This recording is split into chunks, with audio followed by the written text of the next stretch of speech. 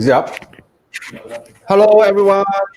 Hello, everyone. Hello. Yes, okay, never mind. Okay, my name is HoeCheong. Some people call me Leonard.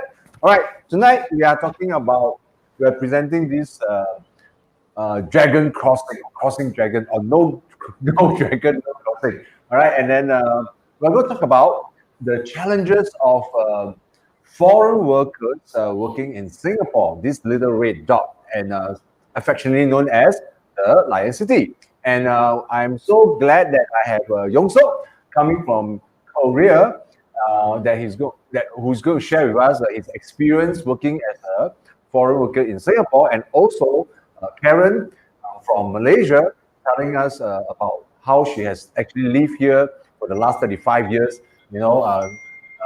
as a foreign worker. All right, so can I get Young Seog to first introduce himself? Young Seog.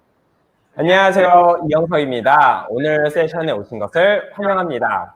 Hello, everyone. My name is Young Seog. Yes, I introduced in Korean at first. So, welcome to our session today. Today we will talk about how foreigners stay in Singapore. So, we will talk about what is the difficulties or what is the good things, pros and cons. So please keep watching if you are interested in, and share with other your friends who especially expats. Yes, thank you, Young Seog. What about Karen? Hello， 大家好，我是 Karen。那今天就是很开心能够来到这个 Artsphere 1969，欢迎大家看我们的直播。那今天的一个主题是说，我们几时 plan 说会从马来西亚来到新加坡找一份工作。Yep. Okay. Thank you, Karen. All right. Okay. Great. All right. Welcome everybody. We are doing this Crossing Dragon forum, which effectively we are trying to understand. All right. How are our foreign worker friends surviving or actually coping in Singapore city? All right. Knowing that we are only a very small country. All right, compared to a lot of other countries around the world, with a population of only 5.7 million, it's actually quite surprising to know that, all right, there are about 1.5 million of foreign workers in Singapore. Amazing, right? Which means that out of the almost 6 million people living in Singapore, we have about 25%, 1/4 of our population actually are not the local people. Okay, they are actually coming from all over the world, other than hearing from Young Seog from Korea and hearing from Karen coming from Malaysia. All right, there are actually a lot of people living in Singapore, but originally coming from different parts of the world. And imagine you are walking on the Orchard Road. All right, what it means is that every four person walking on the street, one of them will be a foreigner. Foreigners. And they're not tourists. And they're actually coming here to Singapore to work as to find employment, to find a new job, and to find challenges. So it's actually quite amazing. I'm actually quite shocked with these statistics. All right, knowing that 1 out of 4 people living in Singapore are actually not the local people. All right, and then honestly, coming from my personal perspective, like I said, I actually is a true blue Singaporean. I was born here. I was growing up here, and then I also was educated here. All right, and then and then eventually when I joined the workforce, I was also finding my employment in Singapore. I started my career in Singapore, and then for the last many years, all right, I'm always in Singapore. I have never even thought of the idea that I want to go overseas to seek a different kind of life. To me, it's like when you are leaving your hometown, all right, putting your families, your friends, your loved ones behind, is truly going out of the comfort zone, right? And that idea to me is pretty challenging. When you're out of the comfort zone, everything becomes very uncomfortable. All right. So I'm actually very impressed with a lot of people, having the courage and determination to say that, oh, I'm going to leave everything. I'm going to go to a new place, an alien place. I have no idea what is it about. I'm going to find a new life, a new way of living over there. So, which is why it prompted us to want to develop and actually do this forum about people coming from overseas working in Singapore. And being a Chinese, all right, I'm always thinking that this old Chinese saying, 不是猛龙不过江, meaning if you are not of certain caliber, right, you wouldn't dare to cross the river, right? And then now that we have two dragons crossed and coming to Singapore, and so coincidentally and lucky that I get to know the two of them. So there's no reason why I shouldn't get them onto this program and talk about how has Singapore treat them in the sense that are they able to find that direction or fulfilling result that they want when they leave their hometown. So actually, the first question I asked together with Young Seog and Karen is that when did you actually decided that you want to leave your hometown and go to a foreign land to work? When did it start? And then meaning that was it planned or was it just a last minute decision? So maybe we'll start with Karen first. Karen.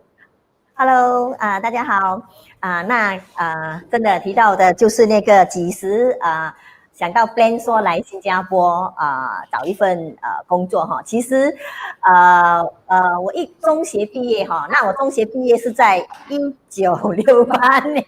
1968年学毕业？1968年讲错了吧？86年 ，sorry， 没有，不是，我是1968年出生。然后我是1986年在中学毕业那中学毕业呢，其实真的就是好像我们的家乡，因为我来自马来西亚柔佛州的一个小镇。那在那个时间点呢，其实我们的家乡里面有很多的亲戚呀，或者是学姐姐啊、学哥啊，他们都是来新加坡上班。那当时呢，我们有一个想法，就说。因为那个新加坡的那个那时的兑换率是1块新币对1.5的那个马币，所以当下的一个感觉，哇，来新加坡就可以赚多一点点钱，所以一毕完业呢，其实就真的就像一般的人这样，就然后另外一个主要的原因就是不要被妈妈管，然后就来到了新加坡上班，Okay, so thank you, Karen. So to her, Young Seog, in case you don't understand what she's saying, all right, she's basically saying that she long decided that she want to come to Singapore and then leave her hometown, which is actually in Batu Pahat, which she forgot to mention. All right, and then she planned all the while because she was influenced by her senior, influenced by a lot of the relatives living in the same kampong. All right.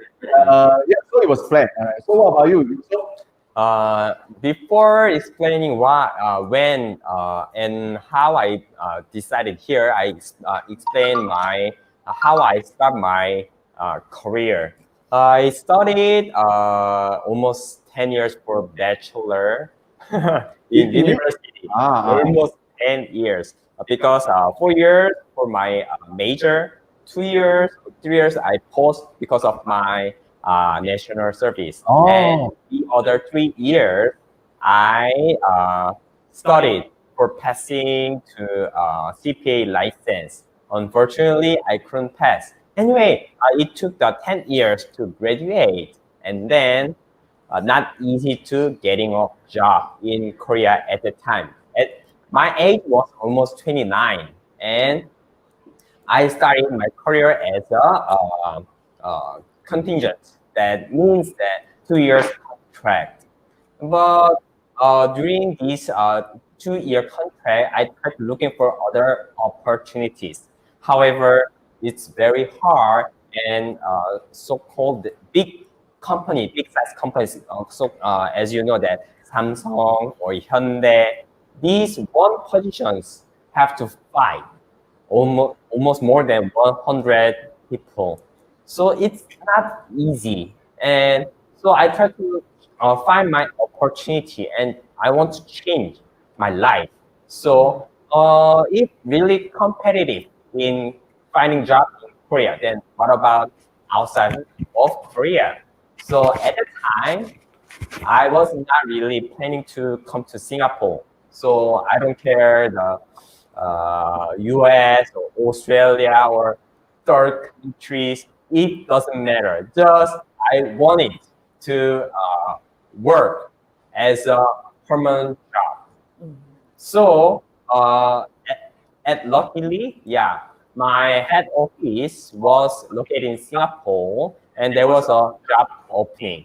And then I was keep contacting to HR and asking to my manager to please relocate me in Singapore. So luckily, I could move here. It was at the time I was 30 years old, and then it was 2014, exactly 6 years and a half years ago. Okay, great. So Young Seog has been living in Singapore for about 6 years already, right? Right. And Karen actually mentioned that how long has she actually come to Singapore and how long has she been living in Singapore? Karen, would you like to add on to that? 其实我来新加坡已经有35年了。 25 years. Wow. 对，那真的也在这边，也因为这样也因为在新加坡，然后认识我先生然后呢然后结婚，然后就在这边拿了那个 PR， 然后我们才真正的定居在新加坡。那其实真的以前完全只是想是为了找一份工作，可是真的就是后来想想，真的我们不是来找工作的，我们是来找更好的机会的。Okay, thank you. So Young Seog is living in Singapore for only 6 years, and Karen has been living in Singapore for 35 years. Wow. All right, but you hear from both of that. All right, the idea is that they plan to leave their hometown and go abroad. To find employment, to find a new life. Okay, it was planned. It was not last minute. It was not, unplanned at all. So, like I said, these people are very. I have a lot of admiration for them because they plan to leave their home and go overseas. I have never had such plan. All right, whole life if I can stay near my mother, better. Right. Yes, all right. So that's why I say moving out of your home is like moving out of the comfort zone, and it basically brings a lot of discomfort. And really, this is to me is quite impressive. All right, and then but I hear what Karen is saying. She's saying that one of the reasons why prompted her to want to come to Singapore to work from her hometown of Batu Pahat in Malaysia is that at that point of time, the exchange rate was $1 Singapore is about equals to 1.5 ringgit. And she thought that, wow, I can work the same amount of time. I can earn 50% extra. Right now. Because 1,000 back to Malaysia become 1,500. Amazing. So is it the same situation in Korea as well? When starting as a fresh graduate, comparing Singapore and Korea, Singapore is a little bit lower. However, getting more your career working longer in the office, then that the salary increasing is much higher in Singapore comparing Korea. So also there are a lot of opportunities and change the job. So yeah, it's comparing Korea. When you join one company, every year they increase their salary based on the inflation. So that one is quite attractive. However, but not enough to cover the inflation. Yes, correct. Oh. So there is comparing other Singapore job market, less opportunity, less increase in salary. So that one is comparing Singapore, that is quite attractive to coming to Singapore, working in Singapore.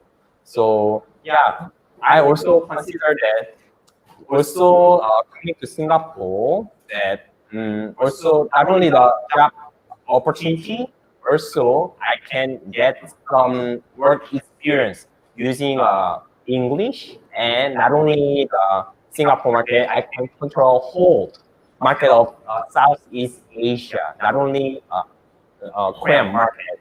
So not only the salaries, also job opportunities. Yeah, it was quite attractive for me. So yeah, salaries and job opportunity. That is why I love to come to Singapore. Yeah, so thank you, Yong So. I realized that while Yong So is saying that yes, the salary level in Korea compared to Singapore is maybe not that obvious. All right, but there is certain some kind of attraction for him to come to Singapore. Because number one, all right, the increment or the promotion can be faster in Singapore than in Korea, isn't it? Correct. Yeah. Yes, Korea also got increment, but so slow, slower than the inflation. Right now, something like that. All right. So I guess, but in overall, most people would always a lot of friends. I bet you have friends outside, you know, who are actually coming from foreign countries, and they say that, oh, I want to come to work in Singapore because, for example, if I have a China friend, you know, they come from China, they'll say that $1 they pay in Singapore becomes 5 RMB. You know, wow, amazing. Can you imagine? I earn $1,000 here, and then I straight away become 5,000 RMB. Or you know, like if you have friends from Philippines, all right, every $1 here is becoming like almost 40 peso, Philippine peso. Right. Wow, $1 become 40. You know, okay. So therefore, a lot of people feel that wow, the power, okay, because the Singapore currency is so strong, all right. So many people are attracted to coming. Like what Karen said, when she came to Singapore, it was 1 Singapore dollars to 1.5 ringgit. Can you imagine now it's already 1 Singapore dollars to 3 ringgit? You think, wow, more people will be coming, right? Then it's like, wow, amazing. Using this very simple logic, a lot of people say, I go to Singapore, I work the same amount of hours, and then I make 3 times more than in Malaysia. Right? That's a lot of people thinking. But I'm sure one pertinent point we want to share with everybody, I want to discuss with everyone and exchange ideas with everyone is that I think a lot of people seem to forget that when you make Singapore money, all right, you also mean that you are spending Singapore money. Correct. Right now. Yes, correct. So you cannot exactly say that I make $1 Singapore dollars equals to 5 renminbi or 3 ringgit or 40 peso, and therefore it's worth to come to Singapore, because when you come to Singapore, everything is also paid in Sing dollars. You cannot come to Singapore and then say I will pay ringgit, correct or not? Even if you pay ringgit, they straight away divide by 3. Okay, so what do you think? Also, you have to talk about this. Is this true, or is it that? Do you know about this? Do you understand this before you come to Singapore? Yes, true. Yeah, before coming here, many friends are explaining about how to stay in Singapore. So they are always mentioning about this. If you are in Singapore, you have to spend completely before coming back Korea. So I cannot say, yeah, they already explained, because first of all, I like happy hours, but very expensive time comparing Korea, almost 3 times expensive than Korea. Yeah, in Korea, 1 pint almost $4 or $5. Here, 12 or expensive. What is $12? 1 pint of beer. Oh, pint of beer. Oh, yes. That's because we are a low consumption of beer than compared to Korea. In Korea, the demand is higher. That's why. Yes, correct. Or anyway. No, the truth is that we have a higher tax. Correct. For alcoholic drinks, yes. Yes, correct. Also, I need to stay in the house, but I have to start to room rent. But at first time, I tried to find a condominium room, but it was almost 1,003 or 1,005, just one small room. Can I imagine that in that money in Korea, in expensive area Gangnam, you can rent a one studio. Yeah, so okay, then I should stay with other friends just renting a small room, but I have to spend that money, then how can I save? Then yeah, the other options, okay, I will stay HDB room rent. So HDB not bad. Yes, I could stay, but also foods. Yeah, I have to choose what I have to eat during the lunchtime or dinner. Also, I have to reduce the happy hours, but it's really, really a hard point for me to reducing the drinking or enjoying happy hours with my friends. Yeah, so you see, I think a lot of Singaporeans may not be able to understand or appreciate what Yongso is saying. You know, because most of us, like myself, if you are growing up from here and you are working here, and then you're probably even staying with your parents still, Correct. you probably cannot understand, why must go out and rent a house, and then I stay with my parents, I stay with my parents, I don't have to pay anything. And then every month I give you $100, say allowance for you. But that is not the fair assessment of the reality of the hard life that everybody's going through right now, right? So when you live alone, like what Yongso just explained, you realize that on a daily basis, your cost of living is substantial. Correct. And accommodation being one of the major component. And of course, Yongso may not sort of understand that, in Singapore, not everybody live in condominium one. Yeah, first, property agent only showing the condominium. So yeah, Of course, he bring in condominium so that his commission will be higher. correct. Yeah. So you also did not know that in Singapore, only 10 to less than 15% of people stay in condominium, no? I didn't know Yeah, that. because the rest of 80% of people all live in HDB. Correct. Yeah, but in Korea, everybody stay in condominium. Almost, yes, correct. Yeah, so but the point here is that accommodation is a real cost. Accommodation is a real cost. And Singaporean, a lot of people do not understand this. Okay? And the fact is that what Yong Sok say is that, he make Singapore dollars, but he also has to spend Singapore dollars. All right? And Right. therefore, it is very comparable, which means that if you work in Korea, you spend in Korean won. Okay? You work in Singapore, you spend in Singapore dollars. You work in Philippines, you spend in Philippine peso, and that is given, and therefore everything there's a cost. Therefore, a lot of people, when they say that I want to go overseas and work because make more money. If you are working in a different trade, that means an upgrade of your original job. Maybe you can make more money because you are, going to a new place, doing a higher level job. I think that's fair.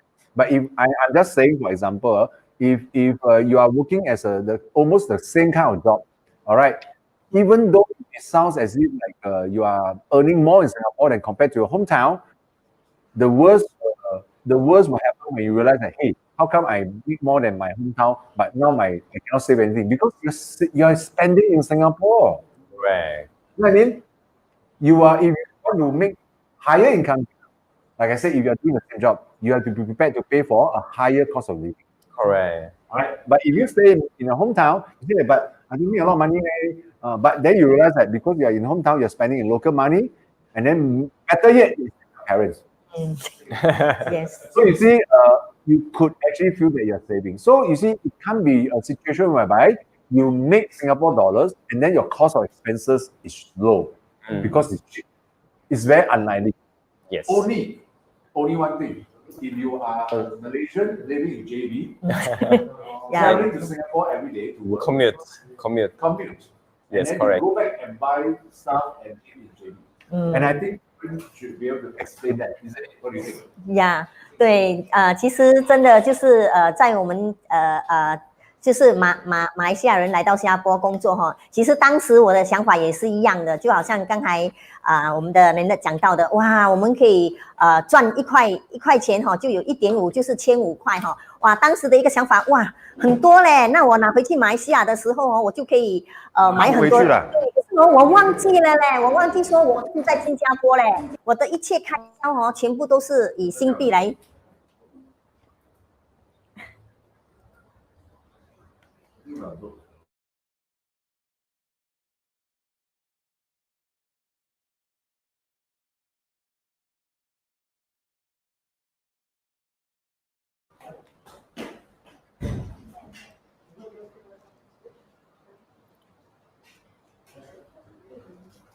门打开。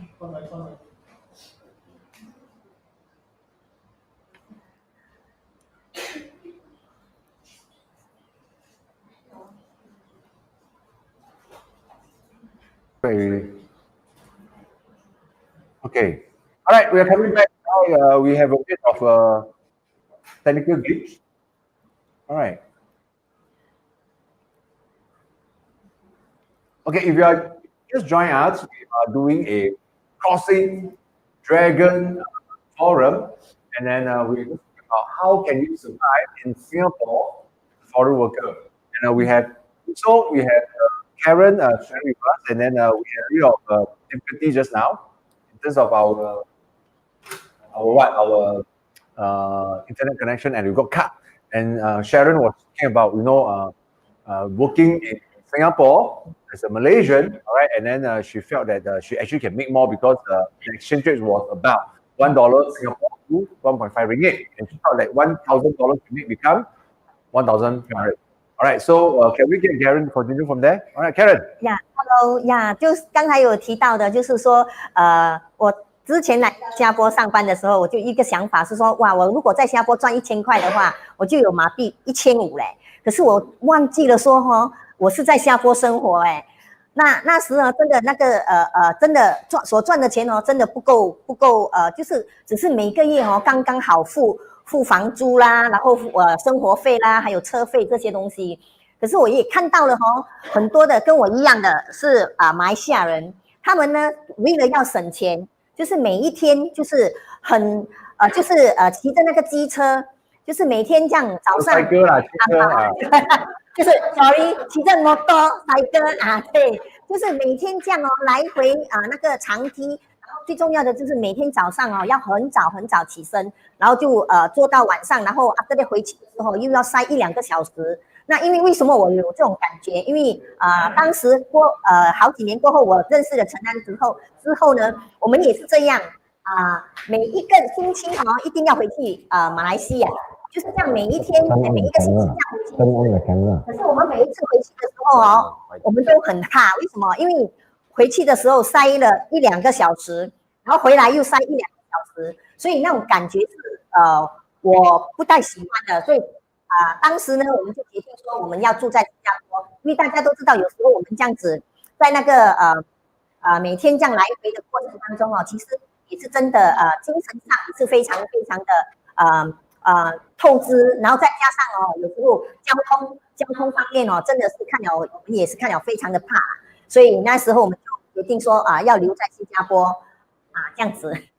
Yeah, so it's actually very interesting. I actually at this point in time, I want to reach out to all our fellow Singaporeans that how fortunate we are. We are living in a very small city. Being small is not exactly a bad thing because you could be walking to your workplace 5 minutes, or your workplace could be 3 MRT away. Or maybe your workplace could be just a short taxi drive about 20 minutes or 30 minutes. And honestly speaking, in Singapore, very difficult to travel more than 1 hour and still haven't reached. Correct or not? All right, it's very difficult. But you listen to what Karen has shared. It's clearly something that most Singaporeans will not be able to understand and appreciate because we don't go through that kind of experience. And the fact is that they want to come and make Singapore dollars, thinking that they are making more. Can you imagine? Almost 35 years ago, it was 1.5 ringgit to 1 Singapore dollar, and now it's already $3 and 3 ringgit, right? It's more than 3 ringgit already. 3.4 or 3.5. I can't remember. I haven't 3 ringgit because long time never travel. All right, okay. So imagine that you are.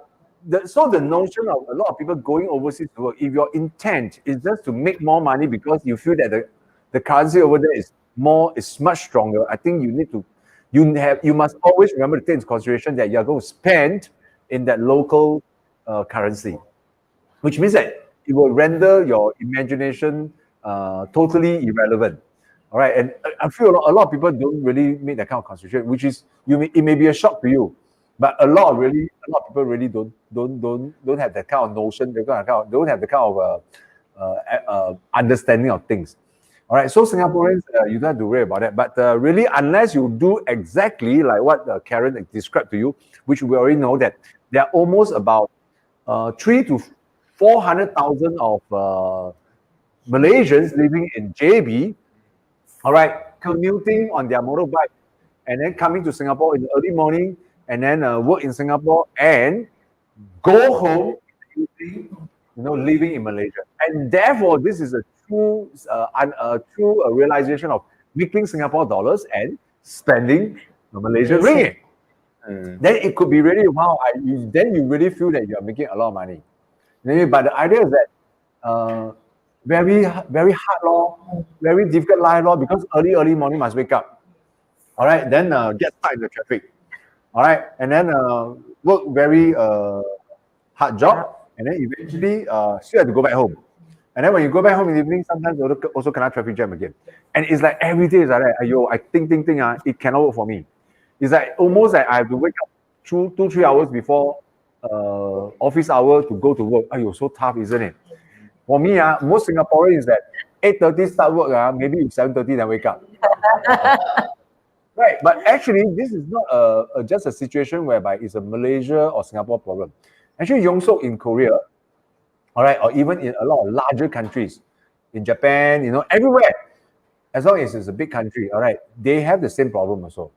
They actually have the same problem, because correct me if I'm wrong, Young Seog, I'm going to ask you to share this, because in Korea, right, yes, if you want to work in Seoul, yes, but knowing that living in Seoul can be also very high cost. Correct. Therefore, a lot of people will choose not to live in the middle of Seoul. And they say that I will move outskirts of Seoul. Yes. Outskirts of Seoul. Correct. Which means that it will increase your commuting time. Isn't it true? Yes. Even though I stay with my parents a little bit west side of Seoul, and my first office was Gangnam.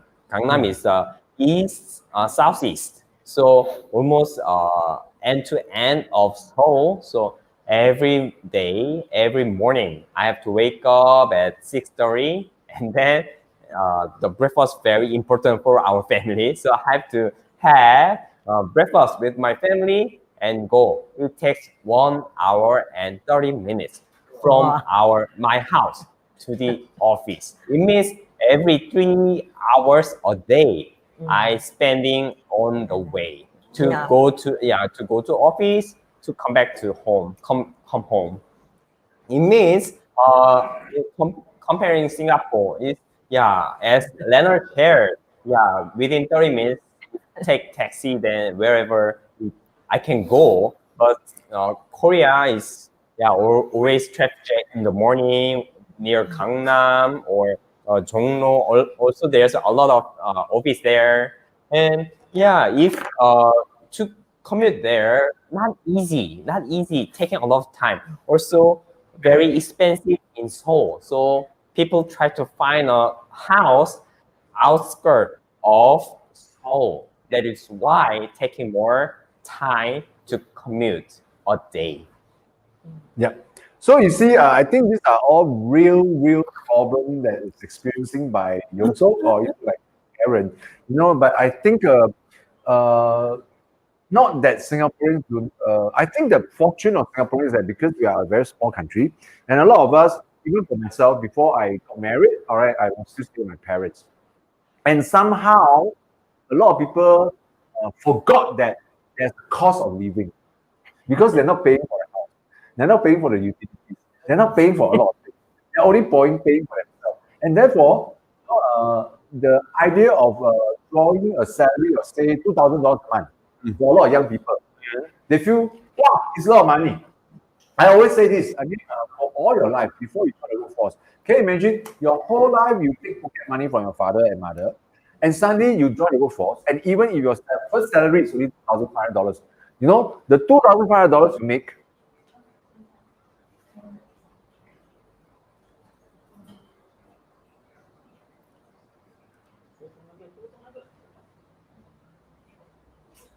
all right, are we back? Yes, we are back. All right, I was saying that if you are like 21 years old, all right, and for your whole life, you maybe take pocket money allowance for your your parents, and you have never done part-time before, and suddenly at 21 you join 23, 24 years old, join the workforce, and then you have an income and salary of like 2,500 to $3,000. You suddenly feel that you're the richest person in the world. Correct or not? Because you have all the access to all this money that you don't need to, be responsible for anything, and you feel that you are very, very rich.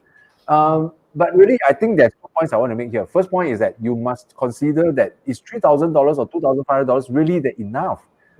Because if you are thinking that with $3,000, $2,500, you have to pay rental, you have to pay traveling, and you have to pay utilities, you have to pay a lot of things. Suddenly you realize that this is not enough anymore.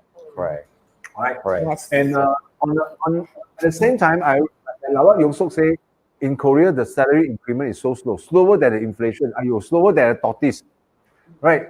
Sometimes a lot of people fail to recognize. I mean, when you are drawing $3,000 at 25 years old, does it mean that by the time you reach 40 years old or 55 years old, you will be able to make $10,000? Not necessary. I have met so many people I know, maybe they work their entire life, 20 years, 50 years, they have never even reached 50,000 or 40,000 annual income.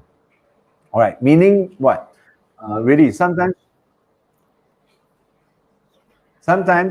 you have to really look at your existing salary and plan it. You cannot be happy with your current salary at 3,000 or 3,000 plus, because when you look forward, all right, you realize that your responsibility will be much, much higher as you go into the later stage of your life. All right, so you have to start planning in that aspect. I believe that this is not only affecting Singaporeans, and obviously it will affect Young Seog and Karen, right? What do you think, Young Seog? Are you happy with your salary right now? I honestly say not enough at all. Yeah, Leonard shared that many living costs will required. However, if you are single, yes, you can make it. But if you married and after having baby, totally cannot survive if there's only one person earn the money for the family. So many guys from Korea come to Singapore as single, and then they keep working hard, and then trying to find many chances to change their jobs. Then suddenly they found their lovers, or they are already enough to marry. However, when they calculating living expenses, not enough to survive in Singapore, many couples are going back, or they are working together. Then still not enough to having a baby.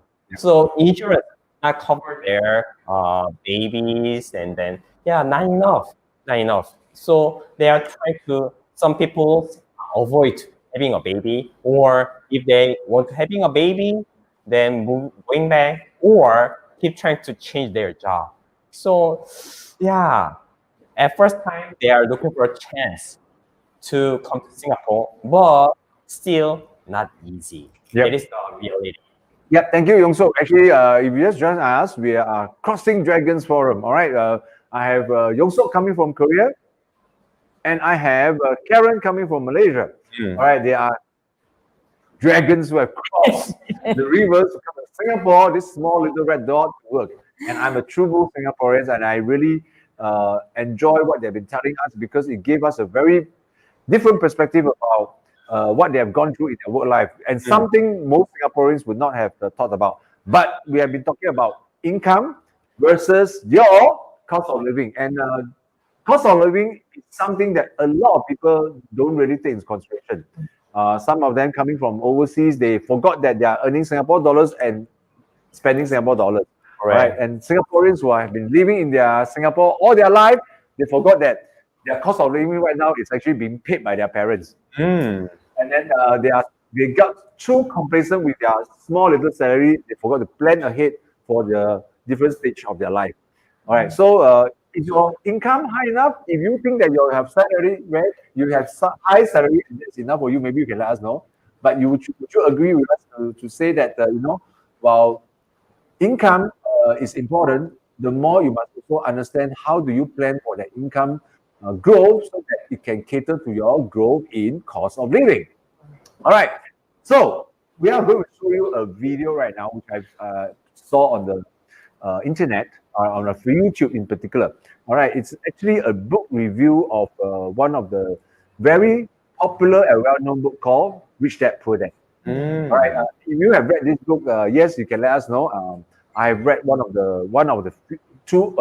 the books that Robert Kiyosaki have written, and if you have no time to read the entire book, all right, YouTube have a lot of book reviews, and this is one of them I found.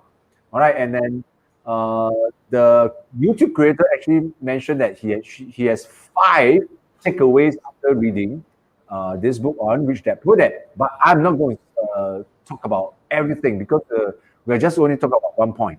All right, and then that one point is about income, which we have just discussed. All right, income must be able to cover your cost of living. Income must be growing at a rate whereby your cost of living can be catered for as you go by in the years. So the next video we're going to talk about is this book review. One of the 5 takeaways about Rich Dad Poor Dad. All right, can we just play the video now? Just working long hours for little money, clinging to the illusion of job security, and looking forward to a 3-week vacation each year and perhaps a shitty pension after 45 years of hard work sounds tempting to you? Yes? In that case, you don't need this summary. For everyone else, let's dive in. Takeaway number 3. Stop focus on your income. Focus on your assets. Study hard so you can get a good job at a great company. No, study hard so you can find great companies to buy. Robert Kiyosaki's poor dad had a PhD, but was always in struggle with money. His rich dad didn't even finish high school, and yet he had an abundance. His PhD dad studied so many years just to get a few hundred extra in salary every month. On the other hand, his rich dad used those years to start acquiring assets. The rich focus on their asset column, while everyone else focuses on their income statements. I find this to be an interesting subject. If the average person were to get a pay cut by 2%, he would be furious. On the other hand, if he loses 2% in the stock market, which is his asset, he shrugs it off by blaming bad luck or bad asset managers. Yet, for some people, it's a worse situation to lose 2% of their assets than to lose 2% in salary. Salary levels are taken personal, while asset levels are not. This is a common problem for poor people. Start to take responsibility of your investment decisions. It's over? Okay, thank you so much.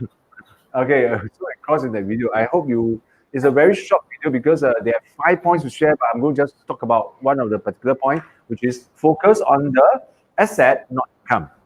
Of course, if you want to understand the whole video, go back and watch this because you will explain a bit more about the asset. But actually, I want to use this video to illustrate a point. You know, the fact is that the reality is that you actually are willing to walk out of the comfort zone, to leave your family and friends behind, and then to go to a foreign land to work. I think that takes a lot of courage. But I think I want to use this video to illustrate this very simple point in relation to people coming to working in Singapore, which is if you are coming to a foreign land, having sacrificed so much already, I think your focus cannot be just on income.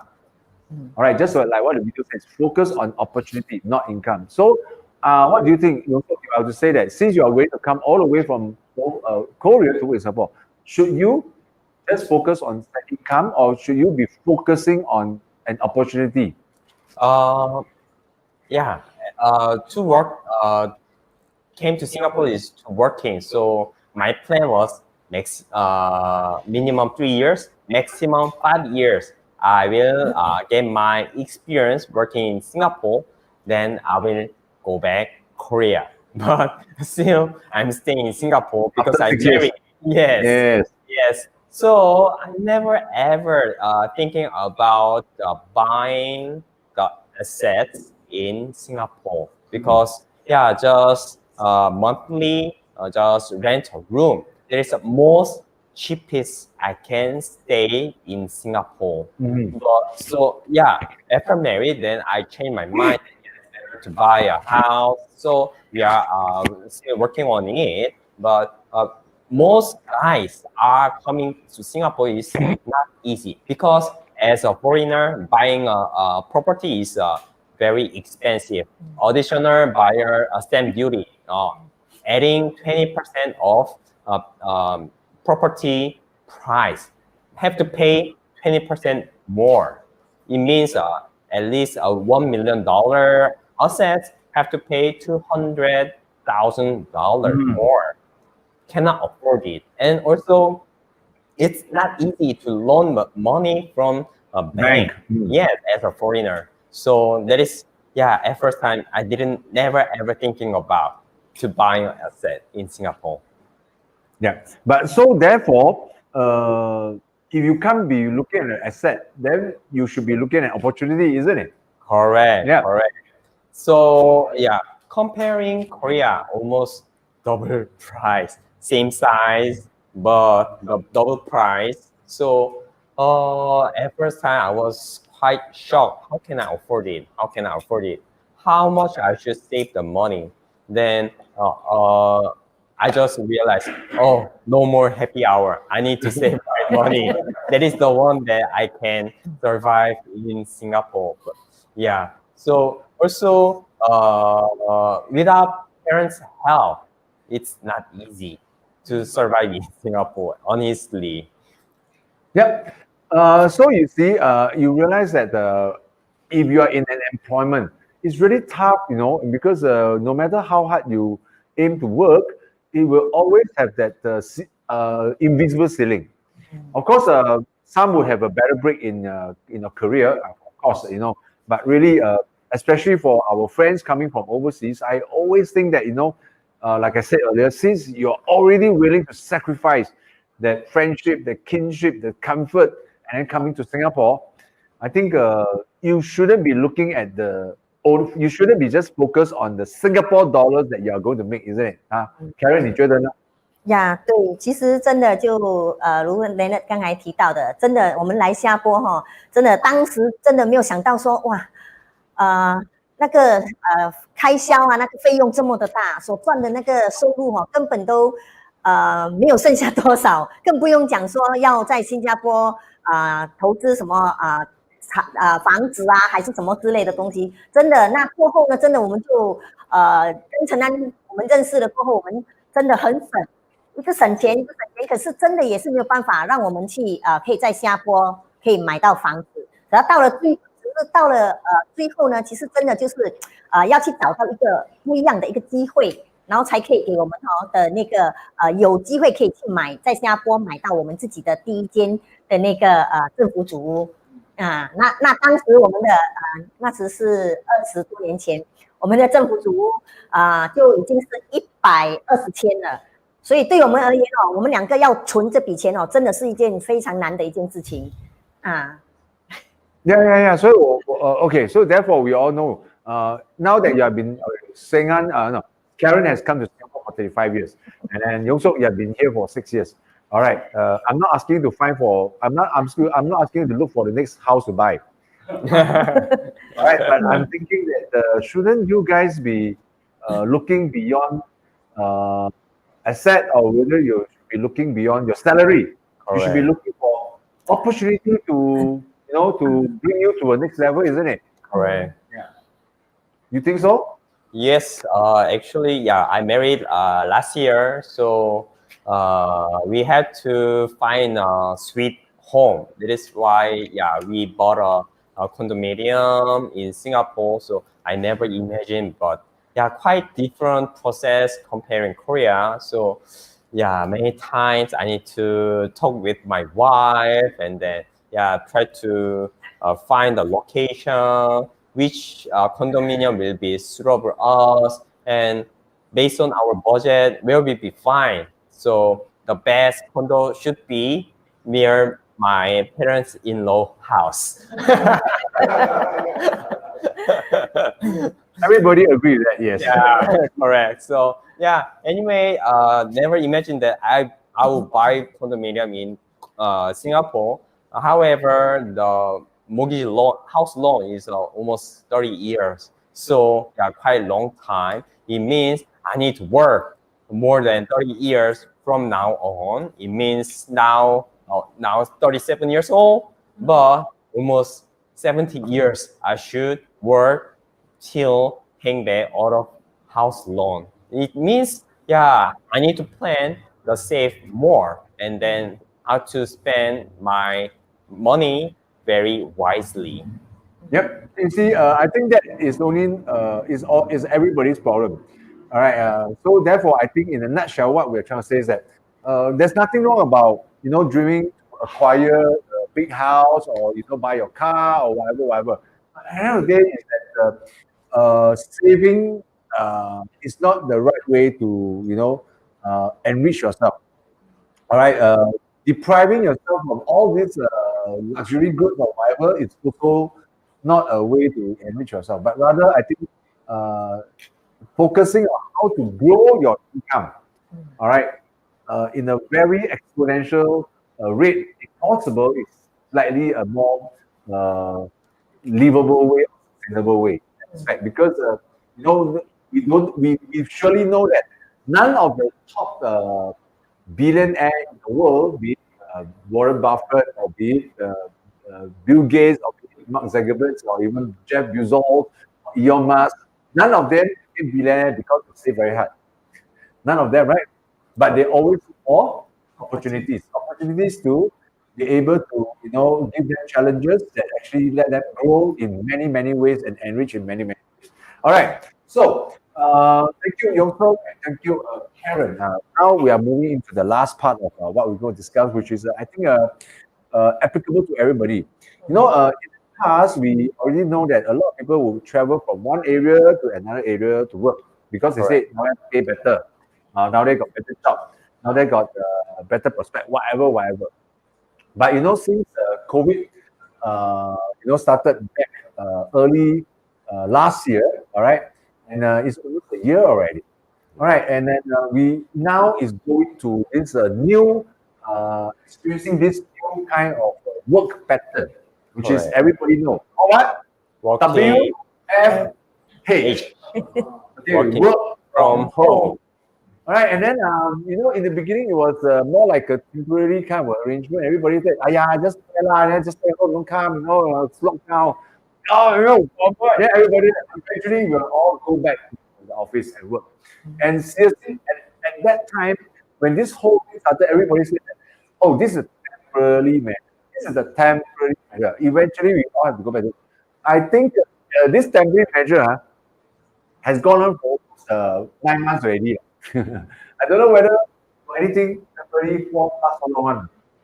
And looking ahead, it seems that this work from home is going to be like a permanent fixture and not likely going to be a temporary pattern. All right, and actually, it affects a lot of things. I read in the news that it has actually changed the perspective and of a lot of employees, changed the perspective of a lot of employers, meaning that they realize that, hey, if these guys are not going to come to the office, all right, and then I can all work from home, there are two things. Number one, I don't need such an office space anymore. Last time, big companies, they rent or either they hire big offices, right? Correct. Samsung office must be very great in Korea. Yes, correct. Must be. Yes. One office is located in Gangnam. Also, just kind of the village is near Suwon. In Suwon, near Seoul, we call village Samsung Village. It means a very big area. Yeah, correct. But So a lot of people used to own very big buildings and offices because they have to accommodate house a lot of employees. But this work from home, this from because of COVID-19, it has really made all the employers think: do I really need all these office spaces anymore? So it actually is you're beginning to see a lot of people, a lot of companies actually cutting down on work offices. All right, that's one thing. And the other thing is that all this employees suddenly realize that, hey, if you're going to work from home, then I don't have to employ you. I don't have to employ a Singaporean to work in Singapore anymore, right? correct.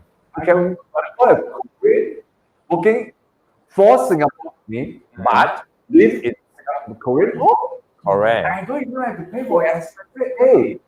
I don't have Correct. to pay for his housing. How wonderful it is. And I think what this is bringing out is that now suddenly that so-called employment.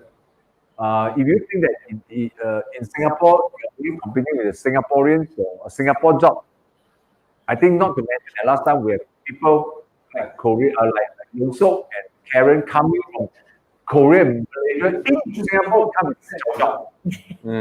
But now we are going to face more competition, isn't it? Because there are a lot more Rhee Young Seog Korea also can come to Singapore and look for Singapore job, but they don't need to be based in Singapore. Correct. Yeah. Correct. Wow.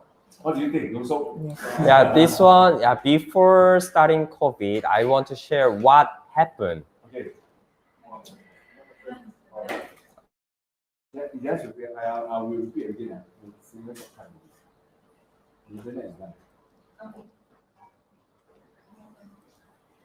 Okay, I will start my story. But before starting COVID, there was also big change happened in Korea. For example, location was still important. However, the service doesn't matter where coming from. So, Korean company looking for example, the MNC company based in Asia Pacific, but office moved from Korea to China, and they are looking for the Chinese who can speak English and Korean. So they could still providing the email, phone call was perfect. Yeah, but just hired from China who can provide the workforce for Korea market. But now, after starting COVID, it doesn't matter who they are located in. So now I can, when I are looking for LinkedIn, many jobs are looking for Korean. It doesn't matter. but they don't have to come to Singapore. Don't have to. So it does it mean that I also can go to Korea and work, but I don't have to go to Korea? Correct. Wow, At that's least great. you can send email or you can make a call. That's all. Yes, doesn't matter. So how? Wait, before we continue, maybe you can ask Karen to share her opinion because she has come to Singapore for 35 years. No, I know that. I stayed in Batu Pahat long ago. Don't have to come. What do you think? Yeah.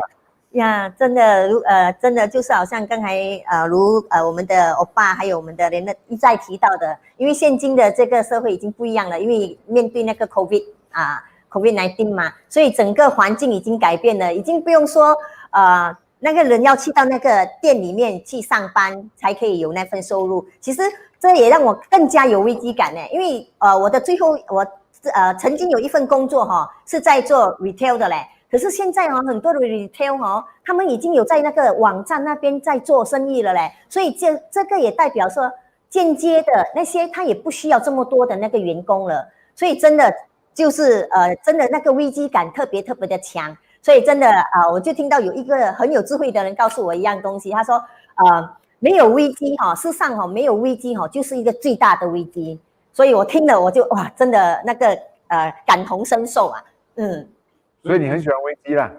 也不是，因为也就是因为这样，所以我们真的要认真的去想一下，我们接下来我们自己的人生应该要去怎么样的去做一些安排，那个才是对自己有帮助的一些东西啊。Yeah, okay, thank you, Karen. I mean, if you just join us, we are crossing Dragon Forum and we're talking about the foreign workers, the friends coming to Singapore, living in Singapore, working in Singapore, and then having new challenges. And we talk about the income living in Singapore. We talk about how is the cost of living in Singapore. At the same time, we also looking here for many years. The focus should not really be on the income, but really also on the lookout for opportunities.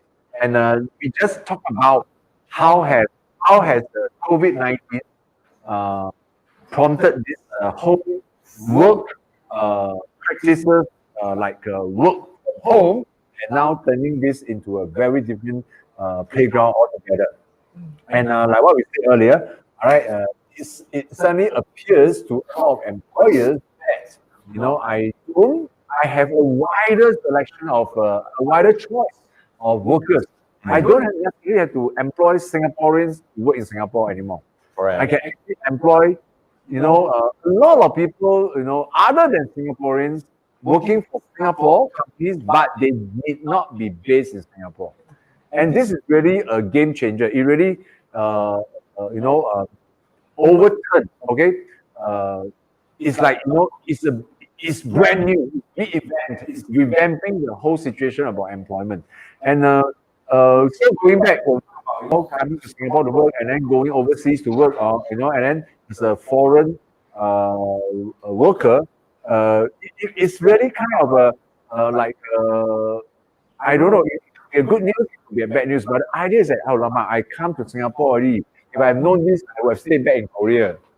Correct or not? I mean, wouldn't that be fine? Because at least I don't have to leave my hometown and my family. But the idea is that whether you are right now working in Singapore or working in Malaysia or working in Korea, this new trend of employment is going to affect everybody. Correct. Meaning you are no longer safe in your home country. All right, if you're working in Korea, also, if let's say today you are in Korea, you will also likely be facing competition from a Singaporean or facing a competition from a Malaysian working in Malaysia and a Singaporean working in Singapore. Correct or not? Correct. That is, you can speak Korean. So what? All Singaporeans can speak Korean. Alright? Because we watch too much Korean drama, right? Yes. Whenever we're having a Korean sessions, many guys are really speaking fluent Koreans. There are a lot of students are very fluent Korean. And truly, more importantly, English being the international business language. At the end of the day, the ability to communicate across a wide market segment is actually more important. So similarly to Karen, who has came to Singapore for 35 years, all right, and then whether now she's based in Batu Pahat in Malaysia or Singapore, you see, she still face the same kind of competition, isn't it? All right, so before we go, okay, based on what we have spoken for the last 3 topics, any last words that you want to tell our audience and our viewers? Let's ask Karen to talk first, okay? OK， 其实今天的这一个我们的3个 topic 下来哈，我自己最大的一个感觉哈，其实真的世界上哈唯一不变的东西哈的道理就是要变，所以哈不管我们喜不喜欢哈，大环境已经在改变了，所以我们的想法也是要跟着变，所以一定要想到说，接下来的这些整个大环境的影响，我们要怎么样？不单单只是想说要靠一个收入才可以去维持我们的那个生活，真的就是要有自己的一个想法，要有一个我自己本身是想到说，我也是通过一个创业的一个机会，可以让我自己可以改变我自己的 life。对啊，很好啊，对不对？好 ，so actually what you're saying is that you are no longer looking for people already. Now you work for yourself, isn't it? Yeah. So basically, it's like when you came to Singapore, you thought you want to make more income, but eventually your focus has changed on to say that how do I look out for opportunity, isn't it? 对。And would you think that everybody need to always look out for opportunity? 是不是每一个人都有要放眼在寻找机会？对，其实真的就是每一个人哈，一定要给自己一个机会哈，去因为以前我听到一个也是有一个很有智慧的人讲到一句话，他说埋头苦干哈，真的也要抬头找答案啊，因为我们不能够只是每次埋头去苦干，真的是要抬头去看一下一些机会，那这些机会可以改变我们的那个人生啊。Okay, thank you, Karen. Thank you so much. We are so happy to hear what you have to share tonight, and then obviously, I think as this video continue to play again in the Facebook, I hope a lot of people will benefit. Yongso, what do you think? Because you are Korean and you are so far away from us, actually taking a plane about 4.5 hours. So you must speak longer. Thank you so much. Okay, I want to share 2 things. First one is please looking for what's changing around around you. It means environments will be changed. Like COVID happening, then how can you change yourself? It means every situation will be changed, environments will be changed. Then how can you follow up and how can you adjust this change? And then not only this environment, also you need looking for the opportunities by yourself. So you can not easy to expect. Then just this situation will be changed like this.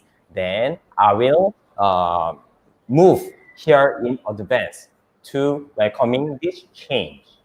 This one is I want to talk about the changes outside of you, inside of you. And then second one is you need to have your own specialties. Even though there are a lot of changes, environments will be changed. Also, you can find your opportunities, but you have to have your own weapons to survive these specialties. It means these specialties cannot be last long. You need to upgrade. You need invest. It means it's taking long time, but these specialties will protect you and cover you whenever changes happen. Or even though there's a change, also will the change will be good for you to make you more grow. So I want to say about these two things. Great. All right. Thank you, Young Seog. Being a true blue Singaporean, like I said earlier, I'm born here, I was raised here, I was educated here, I worked all my life here.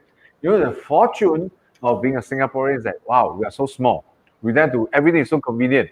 We don't have to move, we don't have to move heavens and earth to get to what we want and what we want to do every day. Really, that is the fortune. The misfortune of being a Singaporean is also that we are so small because we are so comfortable. We are always in the same place. And therefore, it comes to a point whereby we hate change. Sometimes you have to take buses, all right, more than 35 or 45 minutes. You say, "Ayo, it's so far, I don't want to go." Because on a daily basis, you don't take that kind of long journey. So I think hearing from our friends from Malaysia, from Korea, their perspective, even though initially it was very difficult for them because number one, it was kind of not easy to be able to make a decent, proper income in their country, maybe. All right, not Korea, sorry. And then eventually they moved to Singapore. It was so difficult for them. But their ability to continue to adapt to change, I think is like what Young Seog said. The ability to adapt to change will actually make us grow to become stronger. And then instead of resisting change and just wanting to be in the same place forever and ever. So this video is dedicated to all my Singapore friends, and then I really hope all of them can gain something or learn something, or we're able to inspire you a little bit or make you change your mind a little bit. All right, really going forward as we seeing this COVID-19 continue to plague the world, and then although we now have vaccine, all right, everything is still really not out of the woods. And we want to be able to adapt ourselves and make ourselves stronger so that we can face a better future tomorrow. All right, so thank you for watching us. And if you can help us to share this video, I'm sure there'll be a lot of people working in Singapore. Also, we want to hear from them how they feel about their challenges working in Singapore. All right, thank you so much. And that's all we have. And then we'll see you next time. Thank you. Good to see you. Bye. Bye. All right.